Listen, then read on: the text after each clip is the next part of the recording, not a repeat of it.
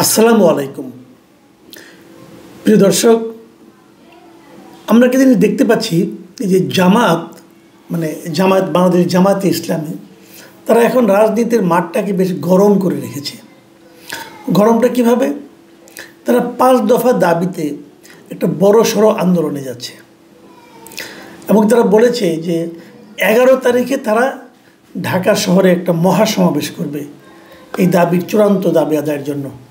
এবং 11 তারিখের মধ্যে যদি তাদের দাবি মেনে নেওয়া না হয়, 5 দফা দাবি মানা না হয়, তাহলে ঢাকা শহরের ভিন্ন চিত্র হবে। এ ধরনের একটা, আমি এটাকে হুমকি বলবো, এ ধরনের একটা হুমকি দিয়েছেন জামাতের সেক্রেটারি জেনারেল। আর জামাতের যে নায়েবে আমির, তার কথাটা খুব ইন্টারেস্টিং। উনি ইদানিং বেশ ইন্টারেস্টিং শব্দ ব্যবহার করেন। তিনি বলেছেন যদি সোজা আঙুলে ঘি না ওঠে তাহলে তিনি আঙুল বাঁকা করবেন, তবে ঘি আমাদের লাগবেই। আমি হুবহু এর পড়ছি কিন্তু। সুতরাং যা বোঝাতে চাই বুঝে নিন, নো হাঙ্কি পাঙ্কি, জাতীয় নির্বাচনের আগে গণভোট লাগবেই। এই হলো সৈয়দ আবদুল্লাহ মোহাম্মদ তাহের, যিনি জামায়াতে ইসলামীর নায়েবে আমির, ওনার বক্তব্য। এখন আমি তাহের সাহেবের বক্তব্য নিয়ে আগে আলোচনা করি। আমি তাহের সাহেবের বক্তব্যে কয়েকটা শব্দ আমার খুব মনে ধরেছে আর কি। যেমন একটা হলো আঙুল বাঁকা করবেন উনি, এটা বলতে উনি কী বোঝাচ্ছেন বুঝতে চাই। আর 2 নম্বর হলো ওনাদের ঘি লাগবেই। এই ঘি জিনিসটাই কি, এই সবই তো প্রতীকী অর্থে, আমি প্রতীকগুলো নিয়ে আলোচনা করতে যাচ্ছি। আর 3 নম্বর হলো যে no hanky panky. Hanky panky শব্দটা কি, এটা আমি একটু বুঝতে চাই।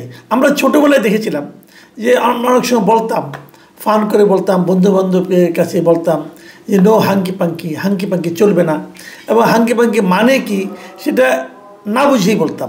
এই হাঙ্কি পাঙ্কি শব্দটার সঠিক অর্থ বোঝার জন্য আমি একটু গুগলের আশ্রয় নিয়েছি, যে দেখার চেষ্টা করছি আসলে হাঙ্কি পাঙ্কি বলতে কী বোঝায়। এখানে আমি যা পেয়েছি আপনাদের সঙ্গে একটু শেয়ার করি। এটা একটু সিরিয়াস বিষয় না, জাস্ট একটু শেয়ার করার জন্য আর কি। হাঙ্কি পাঙ্কি বলা হয়েছে, ইংরেজি যদি বলি সেখানে বলা হয়েছে hunky পাঙ্কি is an informal term with a dual meaning.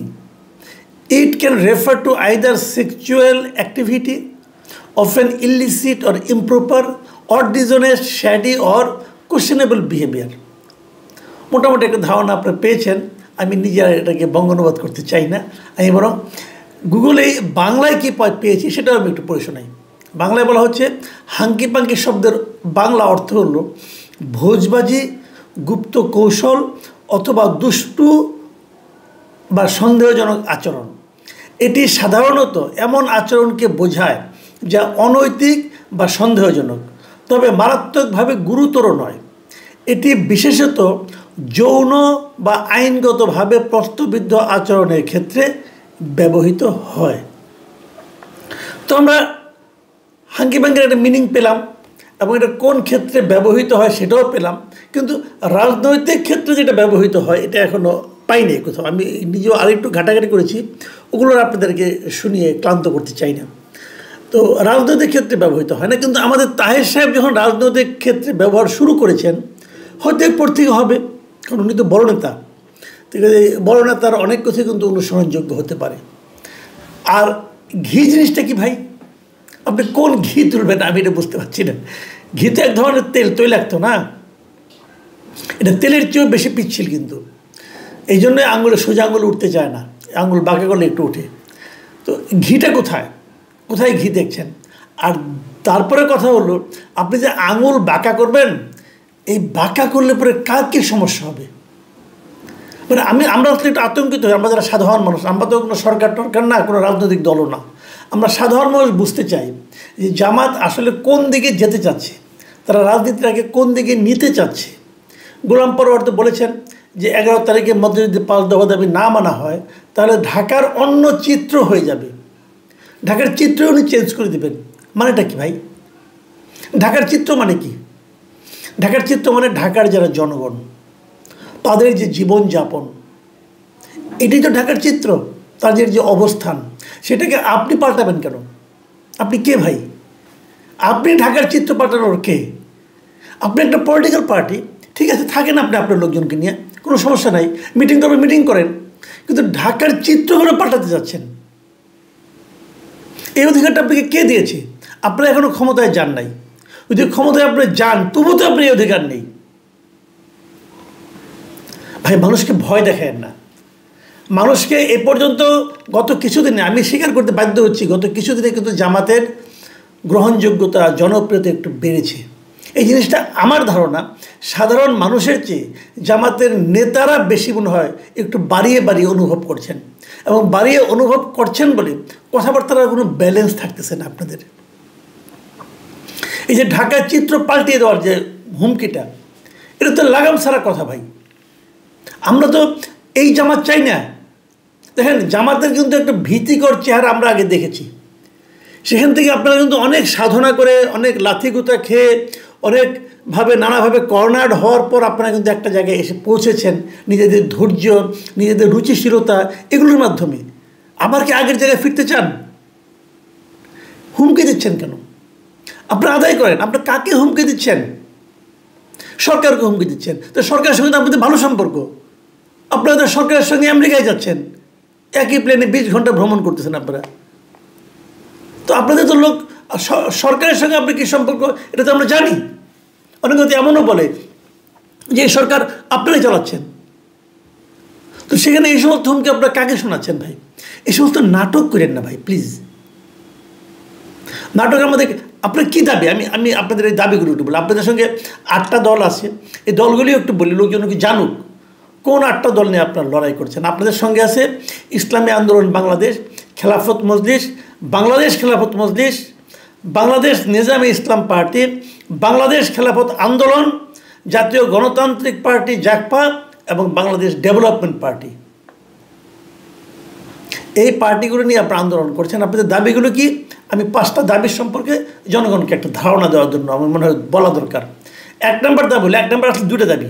1 নম্বর হলো জুলাই জাতীয় সনদ বাস্তবায়ন আদেশ জারি ও ওই আদেশের উপর চলতি মাসের মধ্যেই গণভোট আয়োজন করা, এটা আপনাদের 1 নম্বর দাবি।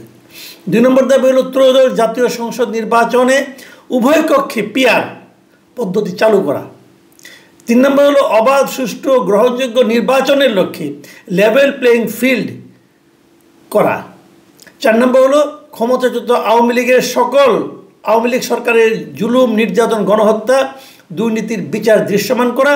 4 নম্বর হলো স্বৈরাচারের দোসর জাতীয় পার্টি ও 14 দলের কার্যক্রম নিষিদ্ধ করা। এই 5টা দাবি আপনারা চাচ্ছেন। দাবি পূরণ না হলে দুনিয়া উল্টাপাল্টা করে দেবেন আপনারা।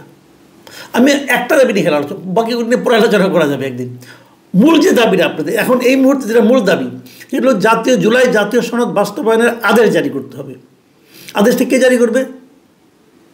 যখন কোনো জাতীয় সংসদ না থাকবে, আদেশ মানে এক ধরনের আইন, আদেশটা কে জারি করবে? যখন জাতীয় সংসদ না থাকবে তখন কোনো আদেশ জারি করে এভাবে যায় না। যায় কিভাবে? রাষ্ট্রপতি একটা অধ্যাদেশ জারি করে। এতদিনে গত কয়েক মাসে যত আইন হয়েছে সব আসলে অধ্যাদেশের মাধ্যমে হয়েছে। এই যে আপনার যত আইন হয়েছে এখানে সব কিন্তু অধ্যাদেশ, রাষ্ট্রপতি অধ্যাদেশ এগুলো। এবং এগুলো আগামীতে যখন কোনো একটা সংসদ আসবে সেই সংসদেই সবগুলো আইন অধ্যাদেশকে আইনে পরিণত করা হবে, যদি ওই সংসদ অনুমতি দেয়। যদি সংসদ এগুলো অনুমোদন না করে সব যে কটা আইন হয়েছে এর মধ্যে এই অন্তর্বর্তীকালীন সরকার করেছে সব আইন বাতিল হয়ে যাবে। এটাই নিয়ম। তা আপনারা কি চাচ্ছেন? আপনারা তো রাষ্ট্রপতির অধ্যাদেশে চান না, আপনারা চাচ্ছেন যে এই সরকার প্রধান ডক্টর ইউনূস সে আইনটা জারি করবে। তার তো আইন জারি করার কোনো অধিকারই নাই। আইনের ক খ যারা বুঝেন তারাও জানেন এই উপদেষ্টা পরিষদের কোনো রকম আইন জারি করার, আইন তৈরি করার, আইন জারি করার কোনো ধরনের এখতিয়ার নাই। তারা সেটা পারেই না। তারা তো উপদেষ্টা মানে কি বুঝেন? উপদেষ্টা মানে হলো ওনারা কাউকে না কাউকে উপদেশ দিবেন। কাকে উপদেশ দিবেন? ওনারা রাষ্ট্রপতিকে উপদেশ দিবেন। এবং ওনারা এইভাবেই শপথ নিয়েছেন। যখন ওনারা শপথ নিয়েছেন তখন ওনাদেরকে কিন্তু আসলে উপদেষ্টা হিসেবে নিয়োগ করেছে রাষ্ট্রপতি। জিনিসটা মাথায় রাখুন ভাই। আইন তো মানতে হবে আপনাকে। আপনি বলেন আমি কোনো আইন মানি না, আমি যেটা বলবো ওইটি আইন, তাহলে এক কথা।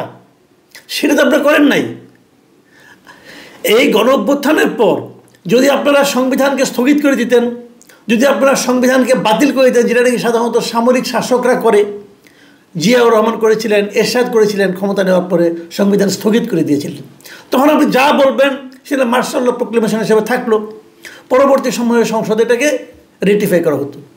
কিন্তু আপনারা তো তা করেন নাই। আপনারা একটা সাংবিধানিক সরকার।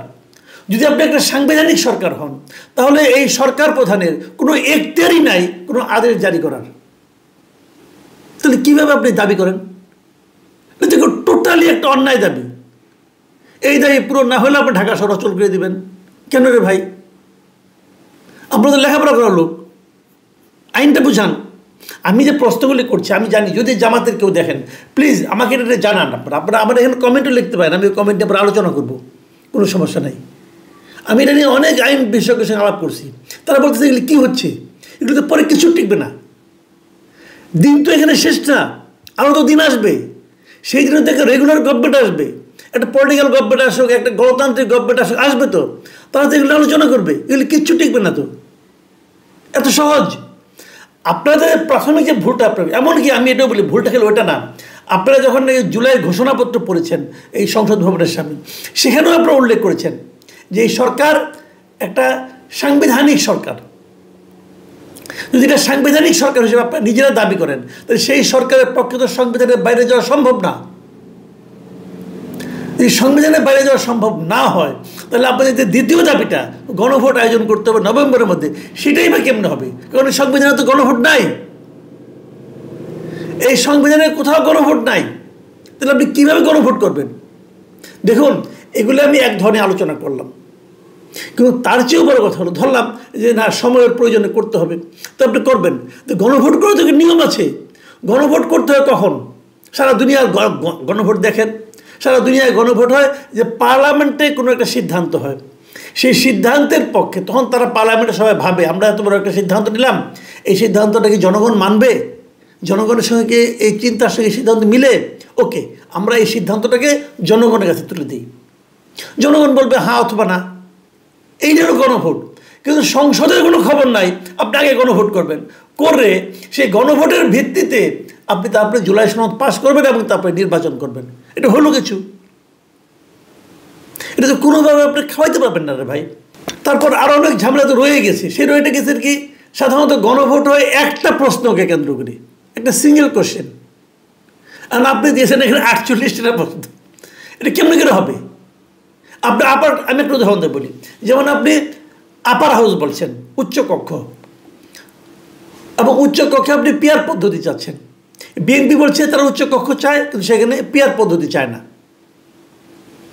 এই যদি হয়, ধরেন আমি ভোট দিলাম, আমি নিজেও পিয়ার পদ্ধতি চাই, আমি বিএনপির সমর্থন করি না, আমি আপনাদেরটাই সমর্থন করি, তো আমি উচ্চকক্ষ চাই এবং সেটা পিয়ার পদ্ধতিতে হোক এটা চাই, তো আমি হ্যাঁ দিলাম উচ্চকক্ষ এবং পিয়ার পদ্ধতি। বিএনপির একজন কর্মী, সে বিএনপির দল যা চায় সে এটাই চায়, সে উচ্চকক্ষ চায়, কিন্তু পিয়ার পদ্ধতিতে উচ্চকক্ষ চায় না, সেও হ্যাঁ দিল, তো তার হার আমার হাকে এক হলো ভাই, তোমাদের এনে আরেক ঝামেলা বাঁধবে। কাজেই যেগুলোর উপর আপনার আপত্তি আছে বিএনপির, সেগুলোতে হা নাতে হবে না। এই বিষয়টা কেন আপনারা বুঝতেছেন না এবং কেন এটা নিয়ে আপনারা হইচই করছেন, আমি এটা ক্লিয়ার না। আমি মনে করি যে জামাত ইসলাম একটা নিয়মতান্ত্রিক দল, সব দলের নিয়মতান্ত্রিক হয়ে এটাই আমি চাই। কাজে আপনারা আন্ডারস্ট্যান্ডিংয়ের মধ্যে আসেন, আলাপ আলোচনা করেন। রাজপথ গরম ভাই আর দেখতে চাই না, দেখতে দেখতে টায়ার্ড হয়ে গেছি। রাজপথ গরম করবেন, ঢাকা শহরে চেহারা পাল্টে দেবেন, আঙুল বাঁকা করবেন, তারপরে হাঙ্কি পাঙ্কি বন্ধ করবেন। আপনাদের পুরো বক্তব্যটাই তো আমার কাছে হাঙ্কি পাঙ্কি মনে হচ্ছে এখন। আপনারা তো রাজনীতি করছেন না, হাঙ্কি পাঙ্কি করছেন। এটা তো আমরা চাই না ভাই আপনাদের কাছ থেকে। প্রিয় দর্শক, আমি জানি না আমাদের এই কথা ওরা শুনবেন কিনা। আমাদের একটাই আতঙ্ক, আমরা চাই নির্বাচন হোক, নির্বাচিত জনগণ যাকে চায় সেই দল ক্ষমতায় আসুক এবং তারা এসে দেশটাকে চালাক। কিন্তু আমরা চাই না যে এরকম কোনো হুমকি পাল্টা হুমকি চলুক। প্রিয় দর্শক, এখন এ পর্যন্তই। আল্লাহ হাফেজ।